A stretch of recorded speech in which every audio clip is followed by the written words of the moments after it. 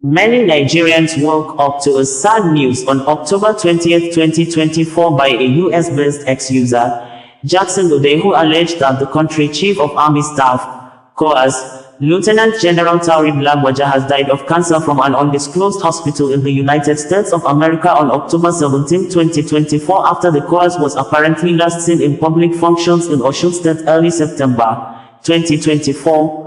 With allegations that his death is being kept secret because of some senior military officers who were lobbying for the position. And on October 19, 2024, the Nigerian Army Authority had announced the pulling out and retirement of top military generals from the Armed Forces of Nigeria, AFN. Nigerian Army Authority on October 20, 2024 only responded to the allegations made by Jackson Ude merely with a photo press release with a bold caption in capital letters, "Fake news," and didn't provide any details about the current status of the Chief of Army Staff until later, especially when President Bola Ahmed Tinubu has installed acting Chief of Army Staff. Thereafter, the public was told that Lieutenant General Taoreed Lagbaja was on medical leave of absence from duties. Jackson Ude on October 20, 2024 tweeted, "The Chief of Army Staff, Lieutenant General Taoreed Lagbaja, has died. Lagbaja died in an undisclosed hospital overseas nearly 48 hours ago from a stage 3 cancer, according to a senior government official. The death of the Chief of Army Staff has been kept secret because of intense lobbying by some generals who want to take the position." Lagbaja, born on February 28, 1968, in Ilobu, Osun State, was appointed by President Bola Tinubu in June 2023 as the 27th Chief of Army Staff. A day after, Jackson Ude on October 21, 2024 stated in a tweet that the acting Chief of Army Staff, Major General Abdulsalami Ibrahim, has ordered my immediate arrest following my revelation that the former Chief of Army Staff, Lieutenant General Taoreed Lagbaja, has passed on, according to an audio recording of his meeting last night with senior military officers. General Ibrahim is demanding to know the source of my information and has asked the military to comb everywhere and ensure my arrest. While I welcome General Ibrahim's swift move to have me arrested, I urge him to use same energy in taming the insecurity in Nigeria. He should also stop looking for contracts and face his military job squarely. Having so much confidence on his source of information, Jackson Ude had on October 20, 2024 challenged the military authority to provide a video of Lagbaja at a sickbed to prove him wrong that the Army Chief of Staff is still alive. The military authority apparently disregarded his request. Jackson Ude said, "We are entering the late President Musa Yar'Adua era again. The Chief of Army Staff, Lieutenant General Taoreed Lagbaja, has died. If the army says it's fake news, let them produce a 1-second video of General Lagbaja on his sickbed. General Lagbaja is paid with taxpayers' money and the taxpayers deserve to know where the recipient of their tax money is. Not all the unnecessary denials. Enough of the game already." That aside, on October 30, 2024, President Bola Ahmed Tinubu installed acting Chief of Army Staff. In a press release, the military authority stated that the acting Chief of Army Staff, Major General Olufemi Oluyede, today, Friday the 1st of November 2024, assumed duties at the Army Headquarters, Abuja. The acting COAS was appointed by the President, Commander-in-Chief of the Armed Forces of Nigeria, Asiwaju Bola Ahmed Tinubu on Wednesday, the 30th of October 2024, pending the return of the substantive COAS, Lieutenant General Taoreed Lagbaja, who is currently on medical leave. At the formal taking over ceremony at the Defense Headquarters, Abuja, the Chief of Defense Staff, General Christopher Musa, emphasized that the appointment aligns with the Armed Forces Act of 2004. General Musa reminded all field commanders of President Bola Ahmed Tinubu's mandate to the armed forces and the tasks at hand. He urged the commanders not to relent in guaranteeing national security and the safety of all Nigerians. In his remarks, The acting Chief of Army Staff, Major General Olufemi Oluyede, expressed gratitude to President Bola Ahmed Tinubu for finding him worthy of the appointment and prayed for the speedy recuperation of the COAS, Lieutenant General Taoreed Lagbaja. The COAS solicited support from all personnel of the armed forces and Nigerians in general in tackling the security challenges bedeviling the country. He pledged his loyalty to the Commander-in-Chief of the Armed Forces and the Constitution of the Federal Republic of Nigeria. Highlight of the event was the formal handover of Army Command flag by the CDS, General Christopher Musa, to the Acting Chief of Army Staff. Until his appointment, Major General Olufemi Oluyede served as the 56th Commander of the Infantry Corps of the Nigerian Army in Jaji, Kaduna. A member of the 39th Regular Combatant Corps of the prestigious Nigerian Defense Academy, Major General Oluyede was commissioned into the Nigerian Army as a second lieutenant in 1992 and rose steadily to the enviable rank of Major General in September 2020. His illustrious career traversed various command, staff and instructional appointments such as Platoon Commander, Adjutant, Company Commander, Brigade Commander, and General Officer Commanding, amongst several other appointments. He has participated in several operations, including the Economic Community of West African States Monitoring Group, ECOMOG mission, Operation Harmony IV in Bakassi and Operation Hadinkai in the Northeast Theater of Operations. Major General Olufemi Oluyede also earned several honors and awards for his meritorious service in diverse fields of operation. Major General Onyema Nwachukwu, Director, Army Public Relations, stated. Jackson Ude, in a post on Wednesday while reacting to the confirmation of the death of Lieutenant General Taoreed Lagbaja by President Bola Ahmed Tinubu, insisted and said, "Late Chief of Army Staff, Lieutenant General Taoreed Lagbaja died on October 17, 2024, at a U.S. hospital. The late Army Chief had left Nigeria for a German hospital. After assessing his situation, he was advised to seek further treatment for his cancer elsewhere. He was said to have immediately headed to a recommended U.S. hospital where he died of cancer on October 17, 2024. On October 20, 2024, I had made a post revealing the death of the Chief of Army Staff. The Army denied it, calling it fake news. They threatened to arrest me and started using social media urchins to attack me. Informant told me General Lagbaja's death caused a lot of confusion and panic within the presidency and the military, especially happening at the time the president was away on vacation in London. The Nigerian Intelligence Agency, NIA, had warned of the consequences of making the death of the Chief of Army Staff public, partly because of the threat posed by Niger Republic and a possible coup. The warnings were the reason President Bola Tinubu cut short his trip, retired several military generals and then appointed an acting Chief of Army Staff who has now been confirmed as substantive. Before Lagbaja's death announcement, Jackson Ude questioned the rationale behind the promotion of the acting Chief of Army Staff to Lieutenant General by President Bola Ahmed Tinubu when Lagbaja was then still said to be alive. 2 Lieutenant General, 1 position. Mark Ona continued today. Why me una here? Indiara, Jackson, Ude stated. Meanwhile, Nigerian Army in condolence message on Word, shortly after the announcement, said, "Rest in peace Lieutenant General Taoreed Lagbaja, Nigeria's 23rd Chief of Army Staff, who passed away on November 5, 2024. You dedicated your life to serving Nigeria, with a distinguished career spanning over 3 decades. Your immeasurable legacy and contributions will never be forgotten." The Acting Chief of Army Staff, COAS, Lieutenant General Olufemi Oluyede has paid a condolence visit to Mrs. Maria Lagbaja and other family members of the late Lieutenant General Taoreed Lagbaja, Nigeria's 23rd Chief of Army Staff, who passed on Tuesday the 5th of November 2024 after a brief illness. General Oluyede paid the condolence on Wednesday the 6th of November 2024 at the Flagstaff House, Niger Barracks, Abuja, accompanied by principal staff officers of the Army headquarters, corps commanders, and general officers commanding of the Nigerian Army.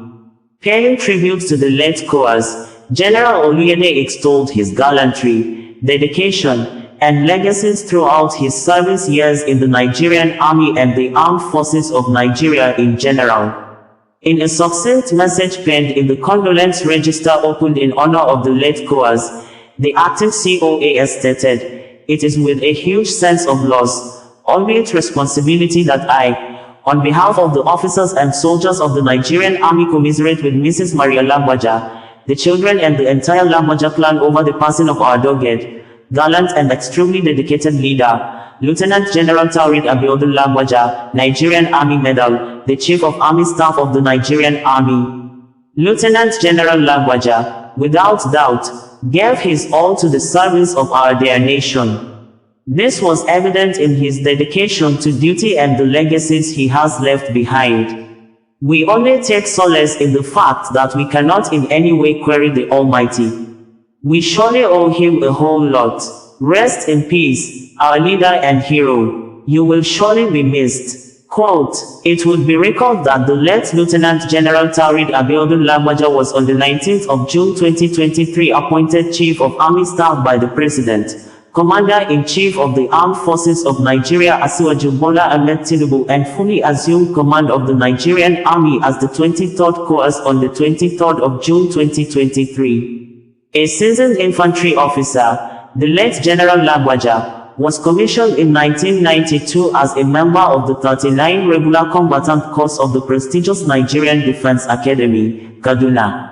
He distinguished himself as a Special Forces commander and a military leader par excellence who held several appointments in the course of his exemplary military career.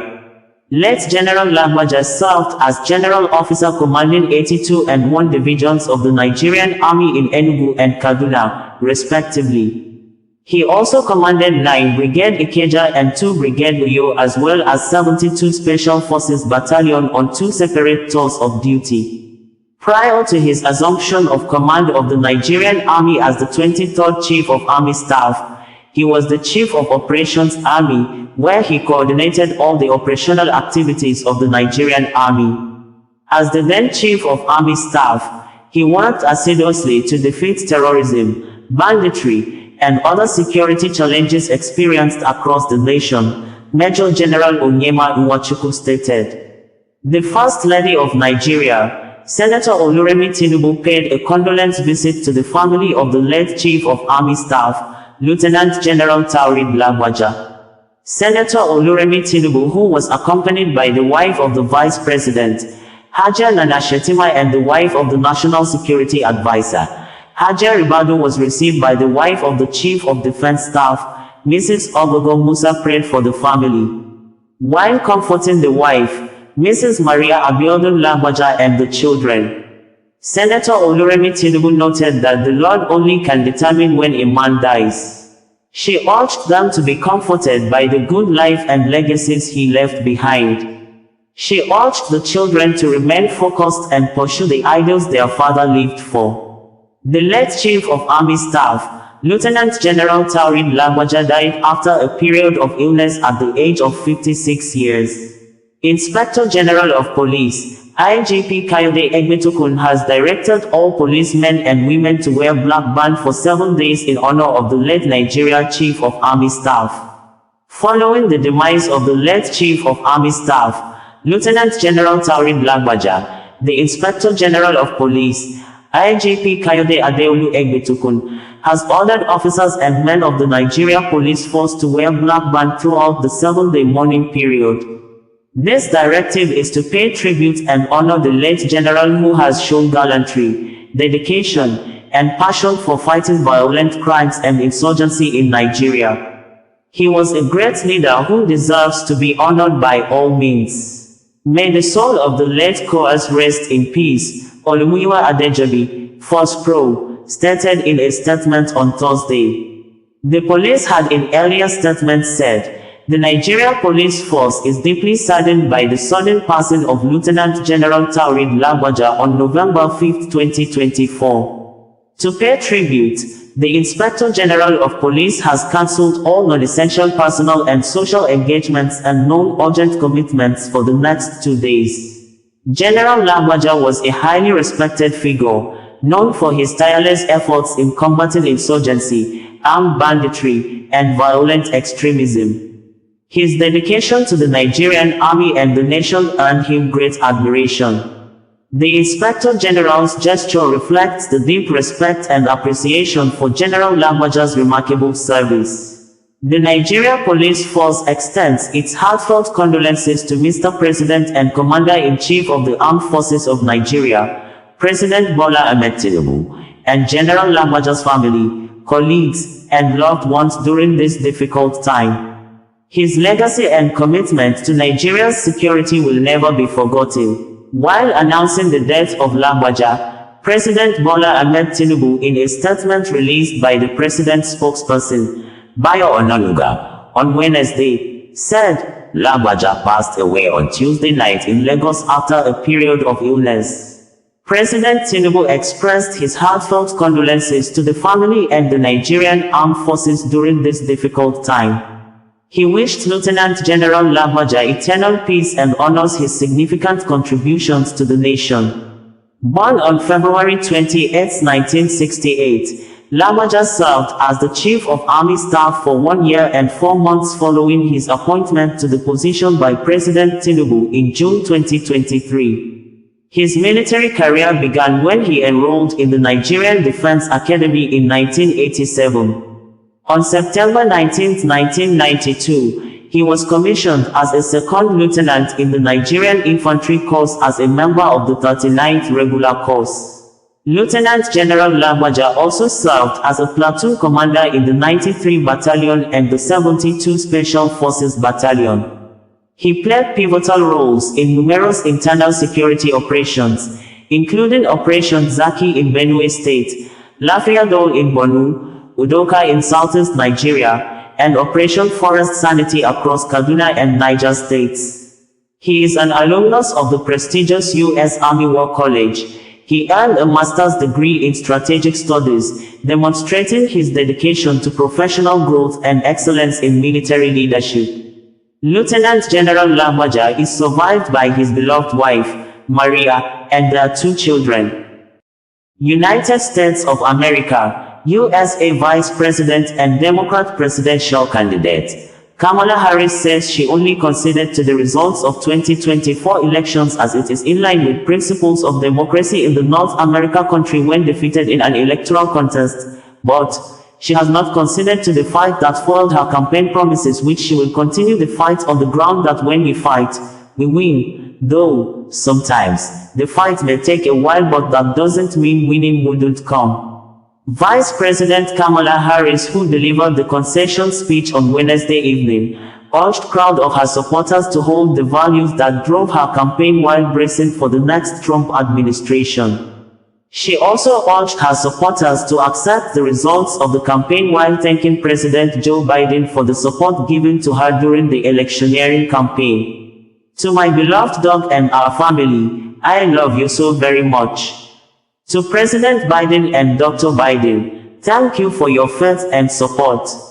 To Governor Walz and the Walz family, I know your service to our nation will continue, she said. I am so proud of the race we ran and the way we ran it and the way we ran it. Over the 107 days of this campaign, we have been intentional about building community and building coalitions, bringing people together from every walk of life and background, united by love of country, with enthusiasm and joy in our fight for America's future, Harris said.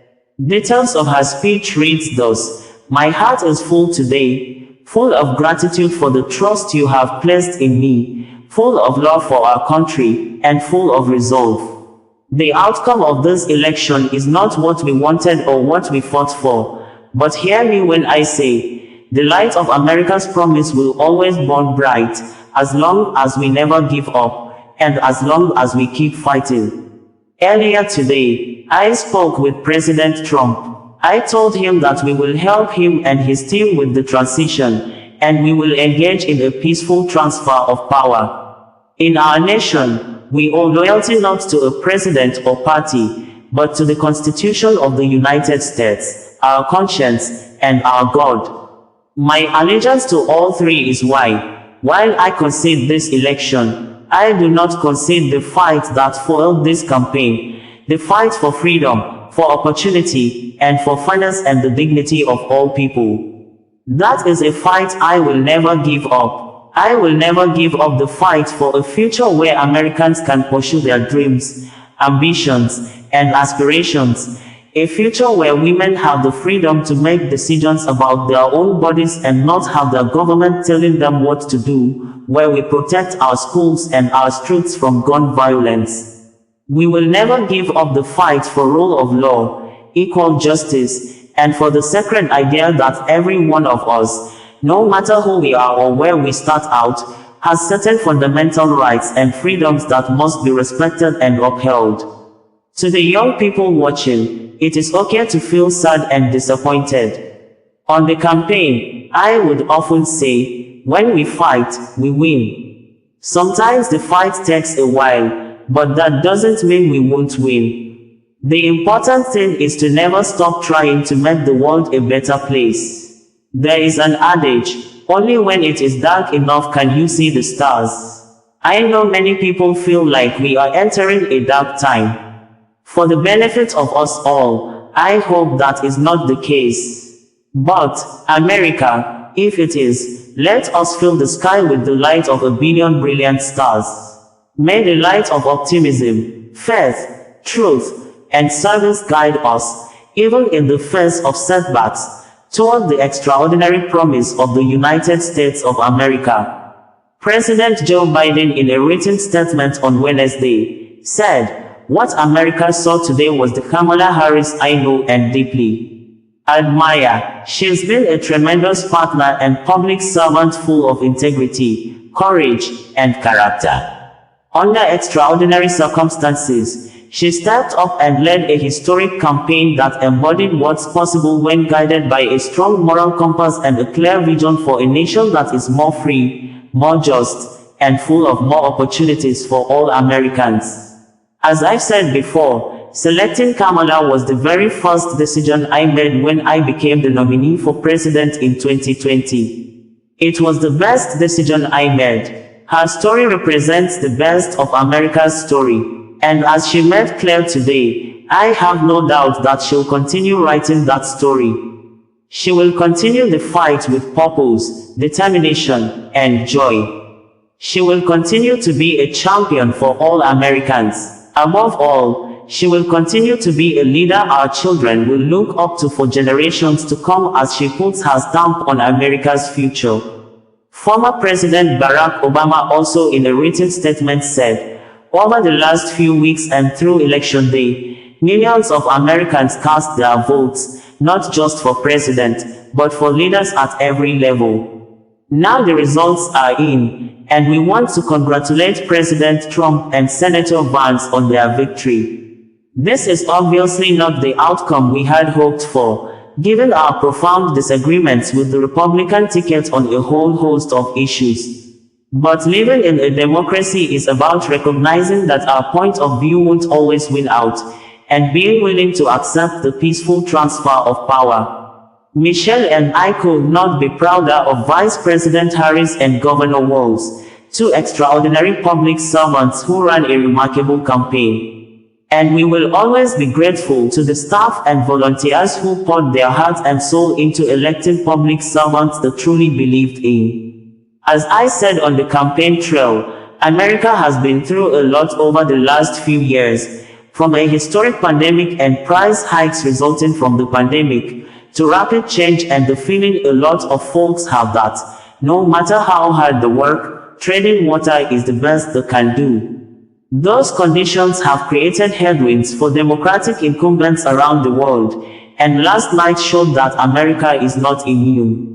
The good news is that these problems are solvable, but only if we listen to each other, and only if we abide by the core constitutional principles and democratic norms that made this country great. In a country as big and diverse as ours, we won't always see eye to eye on everything. But progress requires us to extend good faith and grace, even to people with whom we deeply disagree. That's how we've come this far, and it's how we'll keep building a country that is more fair and more just, more equal and more free. My heart is full today. My heart is full today, full of gratitude for the trust you have placed in me, full of love for our country, and full of resolve. The outcome of this election is not what we wanted, not what we fought for, not what we voted for, but hear me when I say, the light of America's promise will always burn bright. As long as we never give up, and as long as we keep fighting. Now, I know folks are feeling and experiencing a range of emotions right now. I get it. But we must accept the results of this election. Earlier today, I spoke with President-elect Trump and congratulated him on his victory. I also told him that we will help him and his team with their transition, and that we will engage in a peaceful transfer of power. To the young people who are watching, it is okay to feel sad and disappointed, but please know it's going to be okay. On the campaign, I would often say, when we fight, we win. But here's the thing. Sometimes the fight takes a while. That doesn't mean we won't win. The important thing is don't ever give up. Don't ever give up. Don't ever stop trying to make the world a better place. You have power. And don't you ever listen when anyone tells you something is impossible because it has never been done before. There's an adage an historian once called a law of history, true of every society across the ages. The adage is, only when it is dark enough can you see the stars. I know many people feel like we are entering a dark time, but for the benefit of us all, I hope that is not the case. But here's the thing, America, if it is, let us fill the sky with the light of a brilliant, brilliant billion of stars. The light of optimism, of faith, of truth, and service.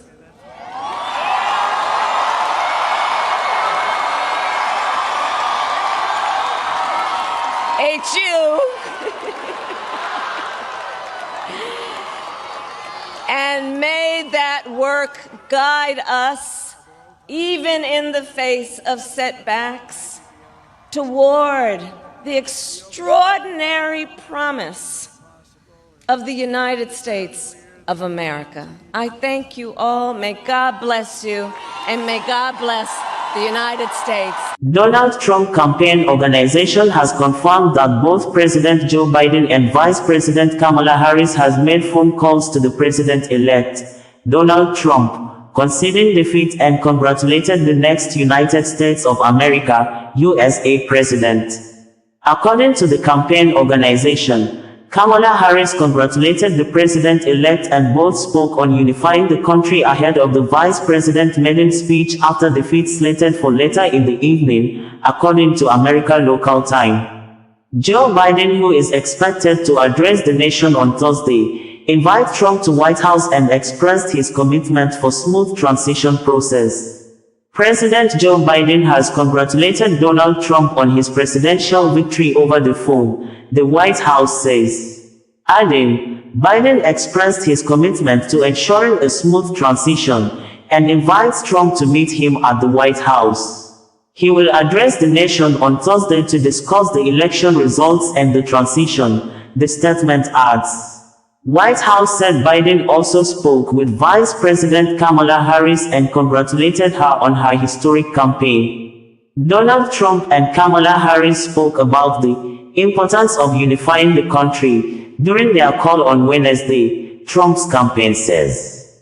Trump campaign official Stephen Chen in a statement said, during the call, in which Harris congratulated Trump on his win, Trump acknowledged Vice President Harris on her strength, professionalism, and tenacity throughout the campaign. On the campaign trail, Trump and Harris frequently exchanged barbs. He used nicknames such as Lying Kamala and Crazy Kamala for the vice president, and questioned her racial identity as a black woman. Harris accused Trump of only thinking of himself and said she believed he is a fascist, according to BBC. We had reported that President Joe Biden of the United States of America, USA, and the country vice president and Democrat political party candidate, Kamala Harris, have refused to issue statements hours since Electoral College results showed that Donald Trump of the Republican political party won the presidential race with 286 to 226 as at 10:45 a.m. local time on Wednesday. According to Newsmax, a local media in the United States of America, as of 10:45 a.m. Wednesday, Trump was ahead of Harris in the Electoral College at 286 to 226, with swing states Michigan and Arizona leaning Republican. Trump, who will be sworn in on January 20, 2025, also was on course to become the first Republican in 20 years to win the national popular vote. President George W. Bush, 50.7%, defeated Senator John Kerry, 48.3% in 2004, Newsweek reported. Close associates to Donald Trump said he still had not received a congratulatory phone call for winning the election from President Joe Biden or Vice President Kamala Harris as of Wednesday morning. Kamala Harris had, in her last recent posts on social media platforms while the election was ongoing, made statements that showed she might have observed some irregularities during the election on Tuesday. Some of her posts read thus in quotes: "If you are in line before the polls close, stay in line. It is your right to make your voice heard. If you have any trouble casting your ballot, call our voter assistance hotline, 833-336-8683. If you're in line when the polls close, stay in line, because you have a right to make your voice heard." ewillvote.com. I love Gen Z, and I am grateful to our first-time voters for making their voices heard. ewillvote.com hopped on the phone to speak with voters and one future voter today. Thanks for picking up my call, Jennifer and Sage. Help us get every last voter to the polls. calls.kamalaharris.com. Joe Biden also issued a statement during the election and said, "If you encounter any issues while voting, contact the voter assistance hotline, 833-336-8683. Vice President Kamala Harris had cancelled her election night party as Donald Trump was projected to make a stunning comeback. Kamala Harris has told the crowd gathered at her event, via a spokesperson, that she won't be speaking tonight. Kamala Harris supporters had gathered at Howard University with tents as the night wore on end as results piled up in favor of Donald Trump, according to Wall Street Journal. Former President Donald Trump and Vice President Kamala Harris have not connected yet as of early Wednesday morning, Trump's senior advisor, Jason Miller, said on ABC News, "Good Morning America. As of the last time I spoke with President Trump, they had not connected, but we'll see what happens today," Miller said, going on to stress the message of unity. "I think what President Trump said last night when he's up there on the stage was that he wants to heal the country. This is the time when we put aside the political divisions. We bring Democrats, Republicans, people who aren't necessarily even involved with politics together, Miller said. While the results were being announced and declared, Republican Donald Trump claims victory in the 2024 presidential contest after Fox News projected that he had defeated Democrat Kamala Harris, which would cap a stunning political comeback 4 years after he left the White House. Donald Trump pledged to heal the country on Wednesday as results put him on the verge of beating Kamala Harris in a stunning White House comeback. Donald Trump and Vice President-to-be J.D. Vance called the electoral victory a historic political comeback, vowing economic revival, stricter immigration policies and new appointments. Some media stated that Donald Trump's re-election as USA's 47th president will cap a remarkable comeback 4 years after he was voted out of the White House, which will usher in a new American leadership likely to test democratic institutions at home and relations abroad. Trump took to the stage with his wife Melania to address supporters at his rally at the Palm Beach County Convention Center in West Palm Beach, Florida, on Wednesday early morning night according to local time in the United States of America.